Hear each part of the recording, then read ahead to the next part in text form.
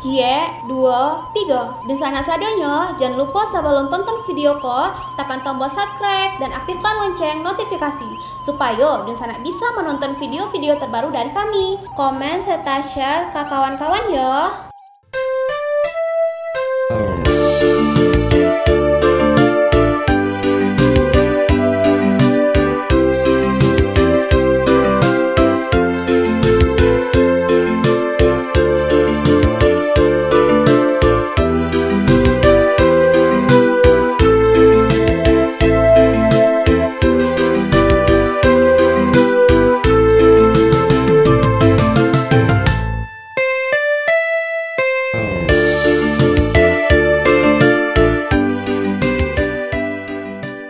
Halo Sobat Kabar Rantau, kembali lagi bersama kami.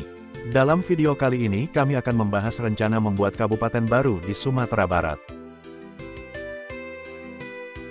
Provinsi Sumatera Barat telah memekarkan 3 kabupaten baru pada 2004 silam. Akan tetapi, hingga saat ini masih ada wacana mengenai pemekaran kabupaten baru di wilayah Sumatera Barat. Calon kabupaten-kabupaten baru di Sumatera Barat ini umumnya mempunyai wilayah yang luas dan jumlah penduduk yang banyak. Oleh karenanya, pemerintah dan masyarakat setempat diduga menginginkan adanya pemekaran di daerahnya.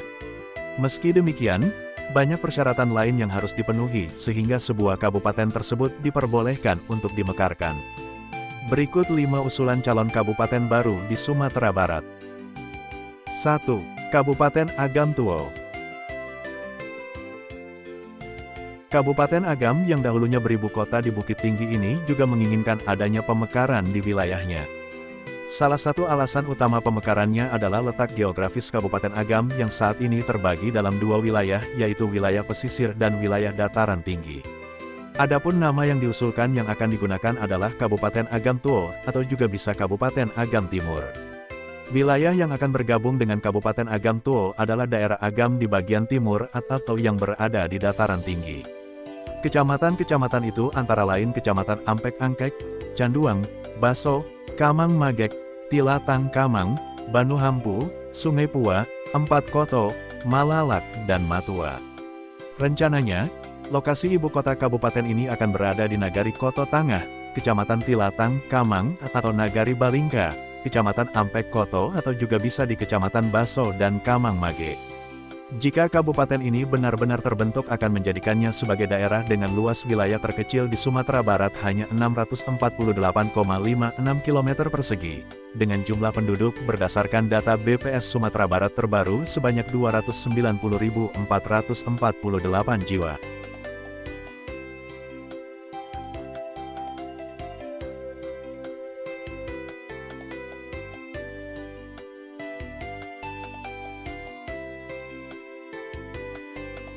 Dua, Kabupaten Pasaman Utara.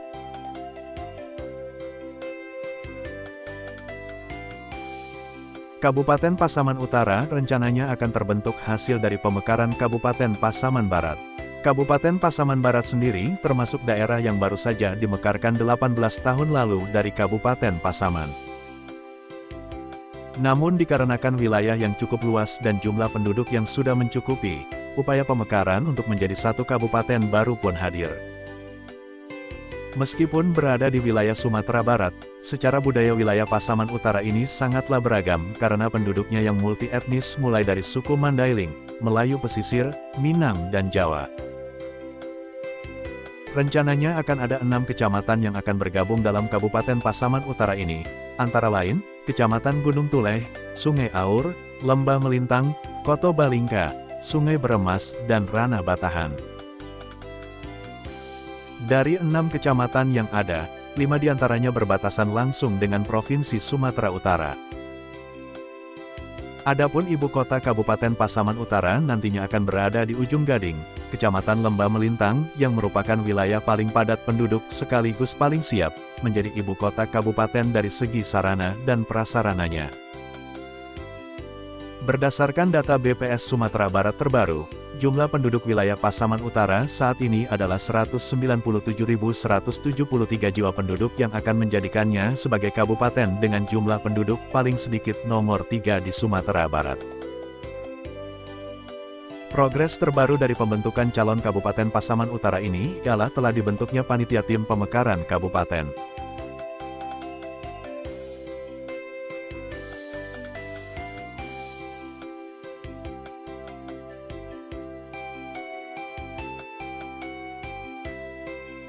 Tiga, Kabupaten Rena, Indojati.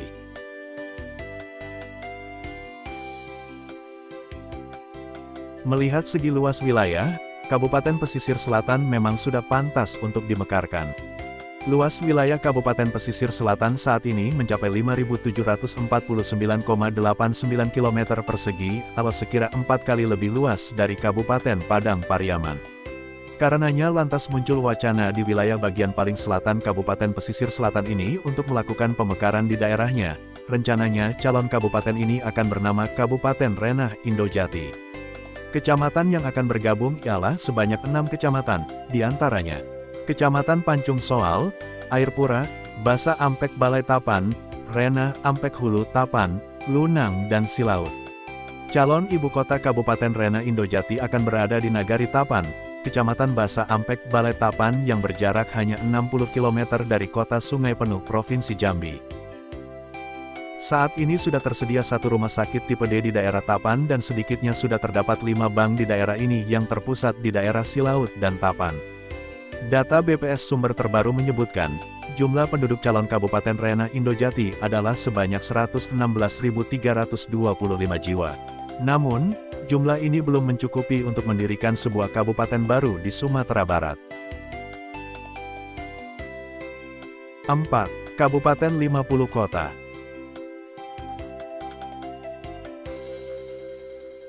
Para tokoh masyarakat dan ninik mamak di Kabupaten 50 Kota diduga mengupayakan pemekaran di daerahnya. Akan tetapi, belum diketahui nama apa yang akan digunakan untuk calon kabupaten yang nantinya berada di bagian selatan Kabupaten 50 Kota ini.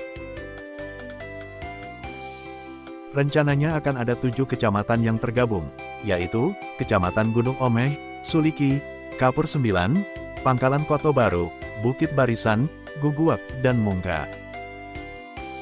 Berdasarkan data BPS sumber terbaru, jumlah penduduk calon kabupaten baru ini adalah 172.482 jiwa yang akan menjadikannya sebagai kabupaten dengan jumlah penduduk paling sedikit nomor 2 di Sumatera Barat.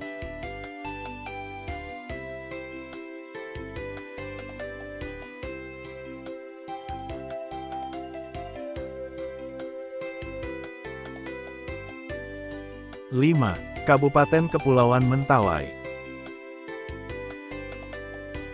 Setelah 20 tahun dimekarkan dari Kabupaten Padang Pariaman, terdapat usulan kembali untuk memekarkan Kabupaten Kepulauan Mentawai menjadi 3 kabupaten. Namun usulan ini nampaknya membutuhkan waktu yang sangat lama dibandingkan usulan calon kabupaten-kabupaten sebelumnya. Ada banyak hal yang masih perlu dibenahi di Kabupaten Kepulauan Mentawai, namun tidak menutup kemungkinan Kabupaten Kepulauan Mentawai dimekarkan menjadi 3 kabupaten baru. Sederet alasan seperti untuk meningkatkan kesejahteraan masyarakat di Kepulauan Mentawai itu sendiri dijadikan landasan untuk membuat daerah otonom baru, yang bisa meningkatkan kesejahteraan bagi masyarakat setempat.